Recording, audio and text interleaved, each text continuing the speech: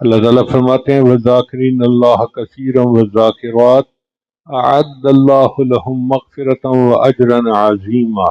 تو گویا ذکر کثیر کرنے والوں کے لیے اللہ نے مغفرت کی خوشخبری عطا فرما دی۔ حدیث قدسی ہے، اے ابن آدم مجھے فجر اور عصر کے بعد تھوڑی دیر کے لیے یاد کرو، میں ان دو اوقات کے درمیان تمہارے کاموں کی کفایت کروں گا۔ یعنی فجر سے دن کی ابتدا ہوتی ہے اور عصر پہ دن کی انتہا ہوتی ہے۔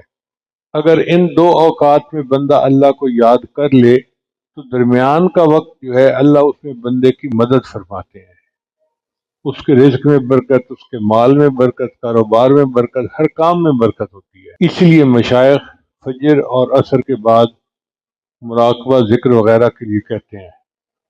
فجر کے وقت کو تو ہماری پنجابی زبان میں کہتے ہیں نور پیر دا ویلا، یعنی نورانی وقت ہوتا ہے، اور اس وقت میں چونکہ شیخ کے بتائے ہوئے معمولات کیے جاتے ہیں تو اس کا نام ہی انہوں نے نور پیر دا ویلا رکھ دیا۔ اور عصر کے بعد بھی اللہ کو یاد کیا جائے تو اللہ کی برکت ہوتی ہے۔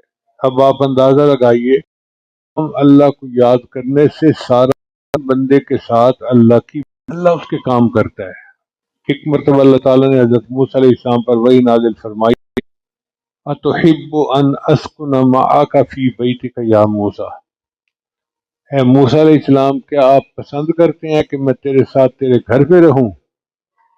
فَخَرَّ لِلَّهِ سَاجِدًا، موسیٰ علیہ السلام تو اللہ کے عاشق تھے، سجدے میں جا گرے، پوچھنے لگے کیف تسکن معی فی بیتی، اے اللہ تو کیسے میرے ساتھ میرے گھر میں رہ سکتا ہے؟ اللہ نے فرمایا انا جلیس مع من ذکرنی، جو میرا ذکر کرتا ہے میں اس کا ہم جلیس ہوتا ہوں، یعنی جو اللہ کو یاد کرتا ہے میں اس کے ساتھ ہوتا ہوں، اس کے پاس ہوتا ہوں۔